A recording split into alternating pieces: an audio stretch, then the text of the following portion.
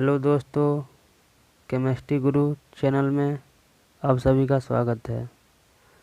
आज हम लोग change in Gibbs free energy and EMF of cell पढ़ेंगे। इससे पहले हम लोग कंडक्टिविटी ऑफ सेल पढ़ चुके थे। तो चलिए क्लास को स्टार्ट करते हैं।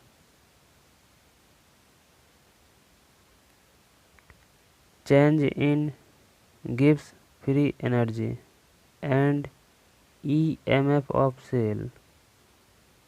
तो इसको जानने से पहले जो है हम लोग वर्क के बारे में जानेंगे। तो वर्क जो है ना, तो वर्क दो तरह से होता है। एक तो पीवी वर्क होता है और एक होता है नॉन पीवी वर्क। तो नॉन पीवी जो वर्क होता है इसको यूजफुल वर्क के बराबर बोलते हैं, और यूजफुल जो वर्क होता है वो डेल जी के बराबर होता है। यानी इसी को यहाँ पे बोलते हैं change in Gibbs free energy. तो डेल यहाँ पे जो जी है इसको बोलते हैं चेंज इन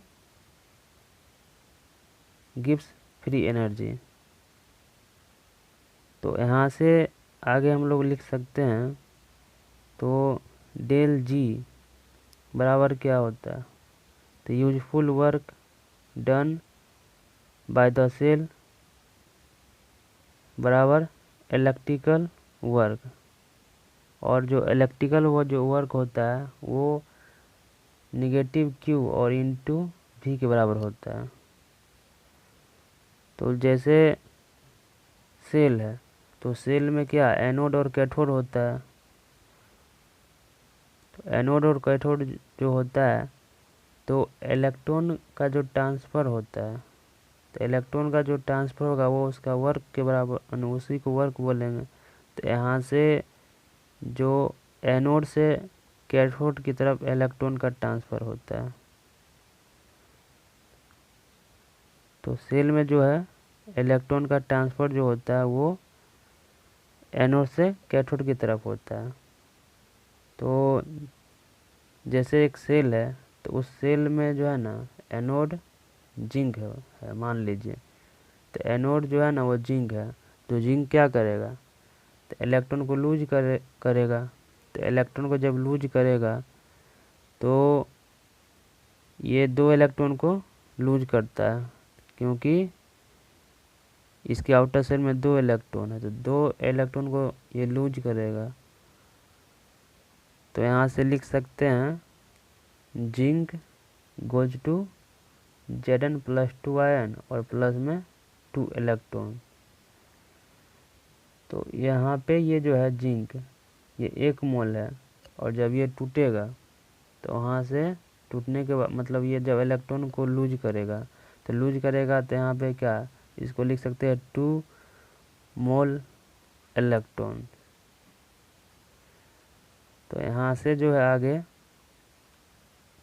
चार्ज ट्रांसफर जो होता है ना, जब चार्ज का ट्रांसफ़र होगा, स्थानांतरण होगा, तो इसको क्या बोल सकते हैं n मोल इलेक्ट्रॉन और बराबर क्या n फराडे। यानी n मोल जो है ना इलेक्ट्रॉन को ट्रांसफ़र होने के लिए, स्थानांतरण होने के लिए n फराडे चाहिए। तो यहाँ से लिख सकते हैं आगे क्या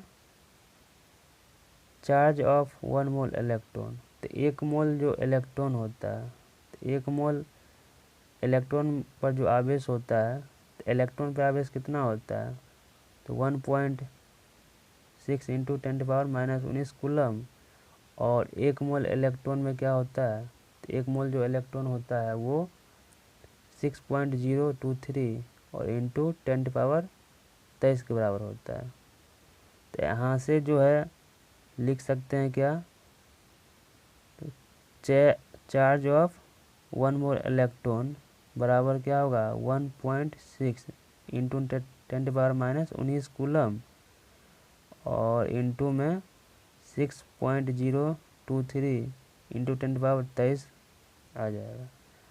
और ये जो है ये लगभग किसके बराबर होता है, तो इसको जब मल्टीप्लाई करिएगा यानी 1.6 इंटू 10⁻⁻19 कूलम को और यहाँ पे 6.023 इंटू 10⁻23 को जब मल्टीप्लाई करिएगा तो लगभग जो है ना ये 96500 कूलम के बराबर होता है, या इसी को लिख सकते 1 फराडे। अब जब ये इसके बराबर है तो यहाँ से चार्ज ऑफ 1 मोल, तो चार्ज ऑफ 1 मोल यानी 1 मोल में कितना आवेश होगा, तो 1 मोल में जो आवेश होता है 1 फराडे के बराबर होगा, या इसी को यहाँ पे लिख सकते हैं क्या 96500 कूलम, यानी कि 1 मोल में आवेश कितना होगा, तो 1 मोल में जो आवेश होगा वह 1 फराडे के बराबर होगा, या 1 फराडे बराबर क्या होता है, तो 96500 कूलम के बराबर होता है। तो यहाँ से आगे जो है show work done by the cell in transferring n mole electron from anode to cathode, यानी कि जो है ना कुछ वर्क होगा, तो कुछ वर्क होने के में जो इलेक्ट्रॉन का जो ट्रांसफ़र होता है, तो इलेक्ट्रॉन का जो ट्रांसफ़र होगा, इलेक्ट्रॉन का n मोल इलेक्ट्रॉन्स का ट्रांसफ़र जो होता है वो एनोड से कैथोड की तरफ होता है।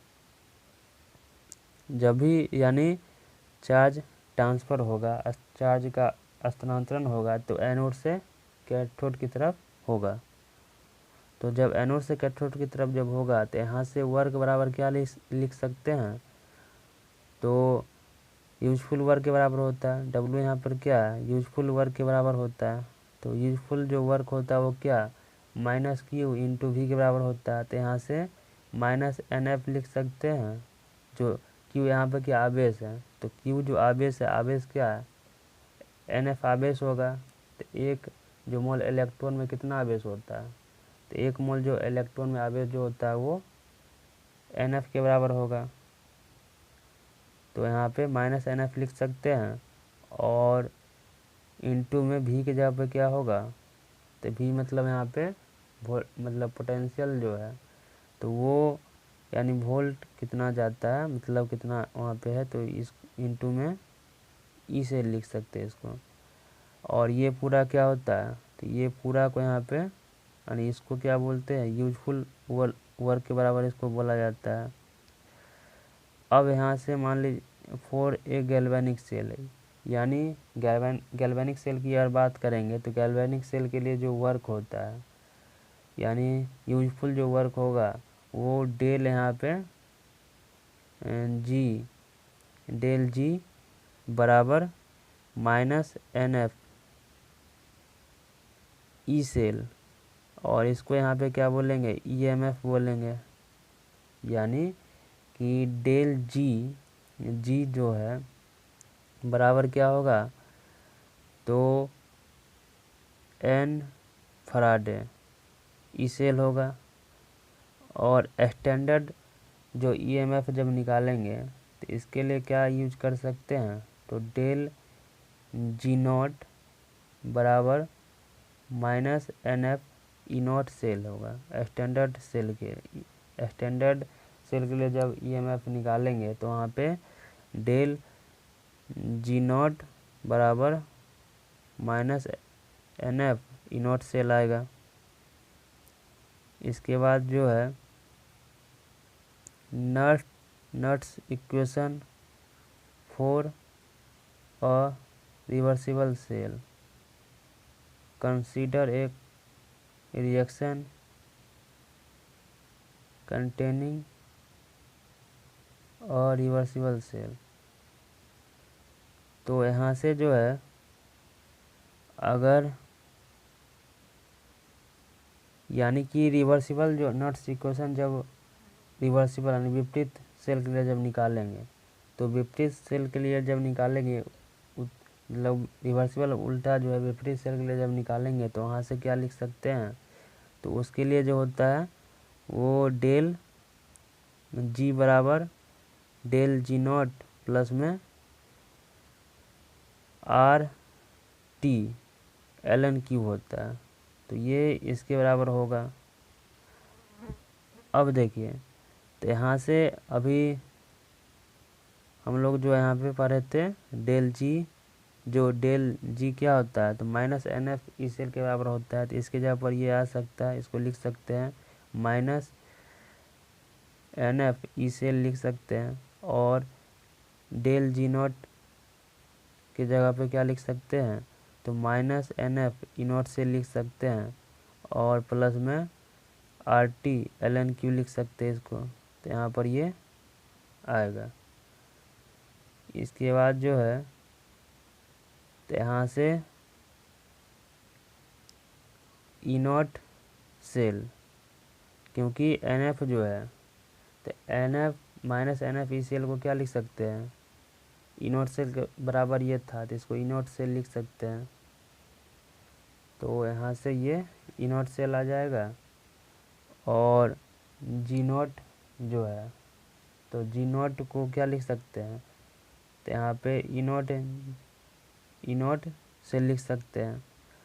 अब देखिए एल एन को जब लॉग में बदलते हैं, तो एल एन को जब लॉग में बदलेंगे तो उसके लिए यहाँ पे क्या आएगा, तो उसको क्या किया जाता है, तो 2.303 से गुना किया जाता है। तो जब गुना करेंगे, यानी कि यहाँ पे जो था ये, तो यहाँ पे इसको क्या लिख सकते हैं, तो इसको यहाँ पे एन एफ जो है ई सेल को क्या लिखेंगे, तो इसको लिख सकते हैं ई सेल। तो ई सेल यहाँ पे इसको लिखा जा सकता है, और ये जो है minus n F E naught cell को क्या लिख सकते हैं, तो इसको यहाँ पे लिखेंगे ई नॉट सेल। और यहाँ पे एल एन जो है, तो एल एन जो क्यू है, तो एल एन को जब लॉग में बदलते हैं तो उसके लिए क्या किया जाता है, 2.303 से गुना किया जाता है। तो जब इसको फाइनल यहाँ पे लिखेंगे तो एन एफ जो minus n F E cell है उसको क्या लिख सकते हैं, यानी एक फराडे के लिए निकाल रहे हैं ना, तो 1 यानी 1 मोल के लिए निकालेंगे, तो एन को जो है माइनस जो है एन एफ ई सेल है, तो उसको वहाँ पे 1 से गुना करेंगे, यानी एक मोल के लिए निकाल रहे हैं ना, तो यहाँ से ई सेल बराबर क्या होगा, तो ई नॉट सेल और माइनस में क्या, तो 2.303 और आर टी और बट्टा में क्या होगा, एन एफ होगा, और लॉग यहाँ पे क्यू लिख सकते हैं, तो लॉग क्यू यहाँ पे आ जाएगा। तो इसको यहाँ पे क्या बोलते हैं, तो ये एक नया फार्मूला आपको यहाँ पे ये बन जाएगा। अब देखिए, अगर मान लीजिए यहाँ पे 25 डिग्री सेल्सियस पर बात करेंगे, यानी 825 डिग्री सेल्सियस, और बराबर में क्या होगा, तो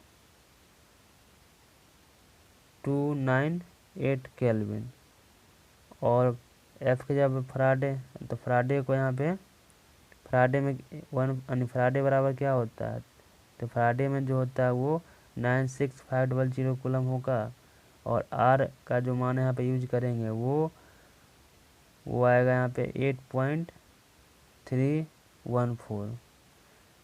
तो ये वैल्यू जब इसमें आप रखिएगा ऊपर वाला इक्वेशन में, तो इसको यहाँ पे पूरा सॉल्व करने के बाद जो है आपके पास आ जाएगा ई सेल बराबर ई नॉट सेल और माइनस में 0.591 बट्टा एन और लॉग क्यू आ जाएगा। तो इसको यहाँ पे बोलते हैं नॉट्स इक्वेशन। रिवर्स सेल के लिए जब निकालेंगे तो ये आएगा। तो आज के लिए इतना ही, आगे फिर मिलेंगे।